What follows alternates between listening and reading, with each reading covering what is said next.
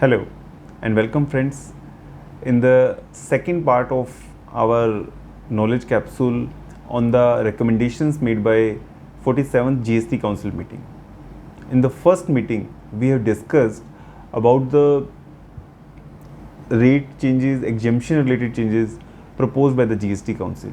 In this particular capsule we are going to focus on the various changes which has been recommended by the GST Council for ease of compliance of the trade and business.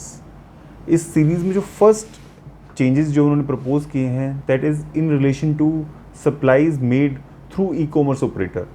As as we all are aware that भी person businessman supply करता है e commerce के through उसके लिए mandatory है to obtain the GST registration. तो इस provision की वजह से काफ़ी सारे जो छोटे छोटे ट्रेडर्स हैं, जो हमारे एमएसएमई सेक्टर के लोग हैं, उनको मैंडेटरी रजिस्ट्रेशन ऑब्टेन करना पड़ता था दो उनकी जो टर्नओवर है that was below the threshold limit of 20 lakhs और 40 lakhs, और उसकी वजह से उनको मल्टीपल कंप्लायंसेस करनी पड़ती थी though as such was not required. To give a relief to them GST council has proposed कि within the state supply, जिसको हम इंट्रा स्टेट सप्लाई बोलते हैं, अगर वो कोई पर्सन करता है थ्रू ई कॉमर्स ऑपरेटर तो उस केस में उसको जीएसटी रजिस्ट्रेशन की रिक्वायरमेंट नहीं रहेगी. ये प्रोविज़न उन्होंने कंपोजिशन टैक्स पेयर्स के लिए भी एक्सटेंड किया है बेनिफिट जो है, लेकिन इसमें उन्होंने बोला है कि जो इंटर स्टेट सप्लाई है, supply originating from one state and destining for another state, उन केसेस में ये प्रोविज़न एप्लीकेबल नहीं होगा और उनको मैंडेटरी रजिस्ट्रेशन की रिक्वायरमेंट रहेगी एज सच. और ये जो प्रोविज़न है tentatively is propose to be implemented from 1st January 2023 subject to the availability of infrastructure and readiness of the e commerce operators. Basically जो उनका पूरा का पूरा सिस्टम है उसमें काफ़ी सारे उनको चेंजेस लेके आने पड़ेंगे, इसलिए once they are ready then this change shall be implemented. तो सेकंड जो चेंजेस प्रपोज किए हैं that is in relation to refunds. और रिफंड्स के अंदर भी सबसे जो मेन जो जीएसटी काउंसिल ने रिकमेंड किया है that is on account of the judgement given by honourable Supreme Court in the matter of VKC footsteps, जहाँ पे दो सुप्रीम कोर्ट ने सीबीआईसी के सर्कुलर को ऑन रूल 89(5) को अपहेल्ड किया था. बट वहाँ पे सुप्रीम कोर्ट ने बोला था कि आपको ये जो फॉर्मूला रिफंड वर्कआउट करने के लिए दिया हुआ है this should be looked at. और उसके बेस पे जीएसटी काउंसिल ने कुछ चेंजेस उसके अंदर प्रपोज किए हैं कि पहले ये माना जाता था कि जो भी आपका आउटपुट लायबिलिटी है वो आपकी यूज़ होगी फ्रॉम इनपुट्स और जो बैलेंस बचेगी वो इनपुट सर्विस से यूज़ होगी. सो बेसिकली क्या हो रहा था, इनपुट्स ज़्यादा यूज़ होने की वजह से जो अवेलेबिलिटी और रिफंड है वो ड्रास्टिकली रिड्यूस हो जाता था. और उसमें अब जो जीएसटी काउंसिल ने रिकमेंड किया है उसको प्रोपोर्शनेट करने का रिकमेंड किया है कि जितना जितना आईटीसी आया है from inputs and input services उसको प्रोपोर्शनेटली दोनों में माना जाएगा कि प्रोपोर्शनली बेस पे ही दोनों यूज़ हो रहे हैं और अकॉर्डिंगली रिफंड वर्कआउट होगा. इससे जो अमाउंट ऑफ रिफंड है वो काफ़ी हद तक इंक्रीज़ होगा और ये काफ़ी बेनिफिशियल होगा सबके लिए. लेकिन इसकी जो एप्लीकेबिलिटी है whether that shall be retrospective और it shall be of prospective nature that is yet to be clarified. Second जो रिफंड रिलेटेड चेंज आया है that is in relation to risky exporters. So इसमें क्या होता था कि काफ़ी कुछ बार जो रिस्की एक्सपोर्टर्स होते थे उन केसेस में जो गवर्नमेंट है वो उनके जो रिफंड्स हैं उनको सस्पेंड या विदहेल्ड कर लेती थी और काफ़ी टाइम तक वो वेटिंग चलती रहती थी, फॉलोअप चलता रहता था. लेकिन अब जीएसटी काउंसिल ने रिकमेंड किया है कि इस टाइप के केसेस को जो जुरिस्डिक्शनल ऑफिसर है जीएसटी का उसको ट्रांसफ़र कर दिया जाएगा और उसके बाद वो उसको प्रोसेस करेगा. सो होपफुली इसके करने की वजह से जो टाइम ड्यूरेशन थी वो काफ़ी हद तक रिड्यूस हो जाएगी और वो रिफंड जल्दी प्रोसेस हो पाएंगे.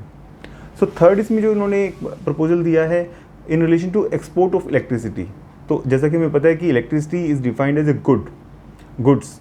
सो उस केस में क्या होता था कि उसमें क्योंकि शिपिंग बिल या बाकी चीज़ें नहीं होती थी उसमें काफ़ी इश्यूज़ क्रिएट हो रहे थे फॉर ग्रांटिंग दैट रिफंड.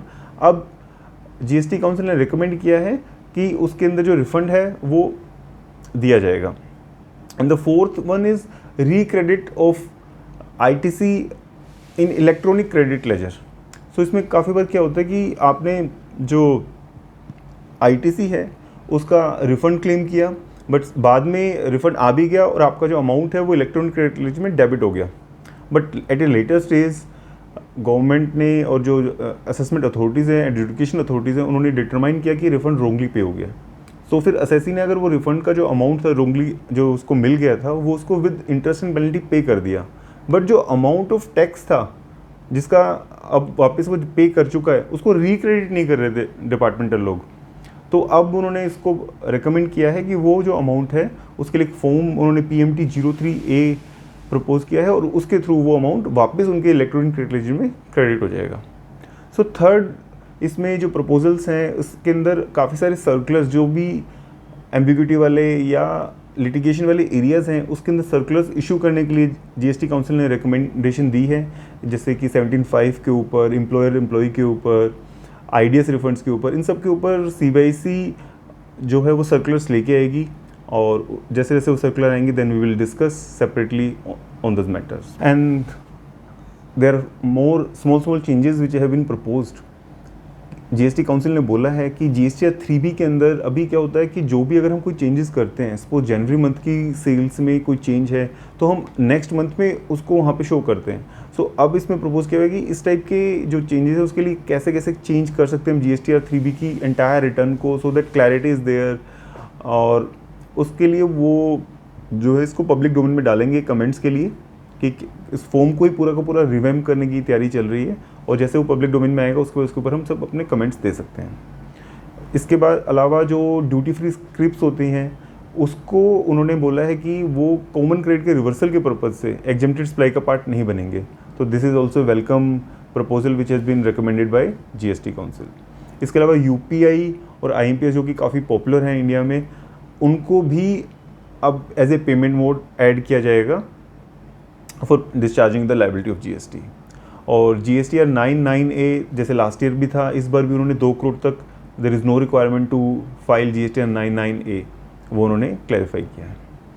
और उन्होंने एक और जो चीज़ प्रपोज की है कि जब कोई रजिस्ट्रेशन सस्पेंड हुआ है due to non filing of GST returns, so उस केस में क्या होगा, जैसे ही वो रिटर्न जो पेंडिंग थी वो फाइल हो गई हैं, उसका ऑटोमेटिक बेस पे वो जो सस्पेंशन था वो रिवोक हो जाएगा।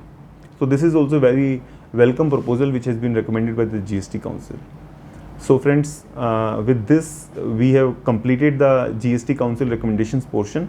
आपके कोई queries, कोई सुझाव हो, you are free to post them in the comments and we would be happy to reply them back.